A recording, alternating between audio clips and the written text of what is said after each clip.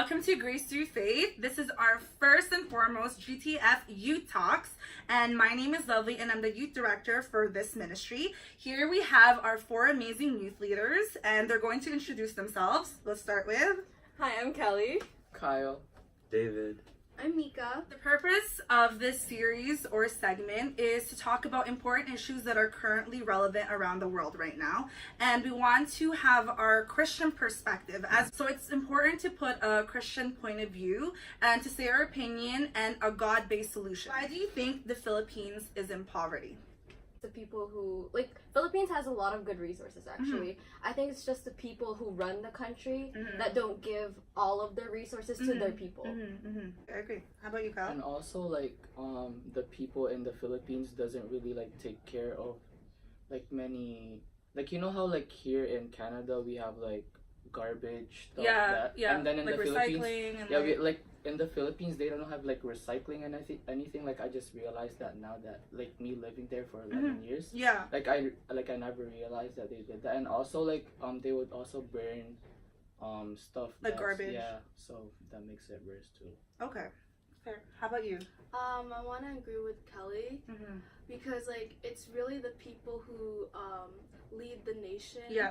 So their leadership reflects on the country itself. Yeah. So I feel for example, in Canada, when we give our taxes, we get something in return, which is our healthcare, as well as education. But I feel there, even though they give their taxes, they don't really receive anything in return. So we all can agree that it's not necessarily the people's fault. Well, it's mostly the people controlling the country. So what do you believe is a God-based solution to this? Yeah. I guess not to be greedy, because I feel like God says in His Word to always share, and for example, how we have to tithe and we have to give. In the Philippines, there's a certain population that is very, very rich compared to the very, very poor. If you truly live a godly lifestyle, you know that there's more than enough and you don't need to necessarily live that way. So it's not even just a matter of giving your money to these people, but it's that it's not necessary. So you invest back in your community. There's no healthcare system. Why don't you, if you have money, create that healthcare system? It's because the concept is love. The next question I have is regarding resource consumption. The U.S. makes up of 5% of the world's population, but consumes over 30% of its resources. What do you guys think of that statement? I think there's just a huge discrepancy because there are countries with greater populations like India or China who I don't think are consuming nearly as many resources. So I think it they're consuming a lot of things that are unnecessary. And, yeah, you're right. I think it's just a culture of consumerism and materialism that is really behind. Our entire economy is based on capitalism, and capitalism is buying and materials and buy and sell and all these goods, and because of that it's taking... Not a lot of things are made from the US. They have to buy from a third country, a third party. So if you notice, even in North America itself, things are made from India, things are made from the Philippines, things are made from Bangladesh. So they're buying cheap labor external. Again, with consumerism, I think it's their culture. Yeah. It's something they've had for a very long time. They've always had the power to get whatever they want in their hand. So I think it's just something they were given, even though they shouldn't take it for granted in that sense. Yeah. What can we do to reduce overconsumption of resources? Yeah. I feel as Christians we should do self-reflection on ourselves. Yeah. And really point out what we really need in life. Yeah. And not just buy something for the sake, but buy it, or not even just buy anything, but just self-reflection and see what is a priority in your life. Yeah.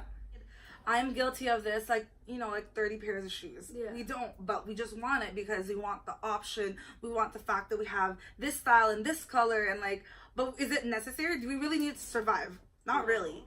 It's not a necessity, but we choose to because we want it.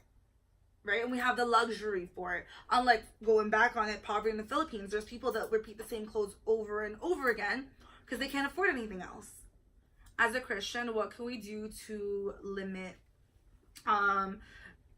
ourselves? Because remember, Micah said that we have to reflect on ourselves. So what can we do after that? We reflect on ourselves. What is the action plan? I think it would be like thinking about what you have and what people might not have, and think about if you really need it, and you can give it away if you don't. Yeah. So it's something like, I like this item. Yeah. But then I think someone deserves it more than I do because I have something similar, or I just really don't need it. That's good. That was good. Not being selfish. Yeah. Not thinking about only me, but thinking about other people besides yourself.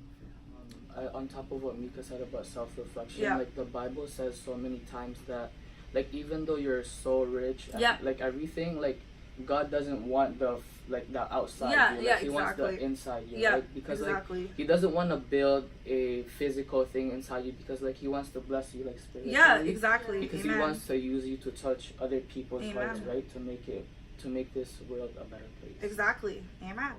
I just think we need to stop finding our happiness in like whatever we buy. Yeah. Because I think too often we think, oh, if we buy a new phone, even like if we don't really need it, like our phone is okay. Yeah, like, it works. We think we're gonna be happier if we buy a new phone. We place our happiness in like these things, like. No, that's good. You're right. I don't know. I think happiness is like to be found like somewhere else, not in like what we buy. So why do you guys think a lot of times our society right now, they place their happiness in materialistic things? Why do you think that's the case?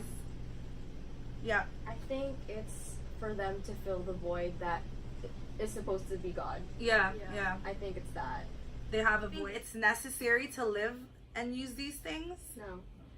I personally don't think you need anything, like, for example, technology. Yeah. Because back in the day, we survived without it. Yeah. It was something we didn't rely on or we didn't need.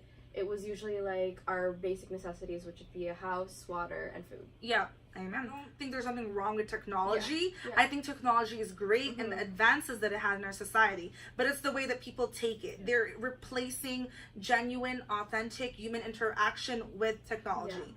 And I'm guilty of that because, to be honest, sometimes I'd rather be at home watching like Netflix than to see people, because I just be on my own zone. I don't have to think about it. It's kind of like mindless. I believe so in that online that, hey, this is me, or I'm cool, guys, or like I'm happy.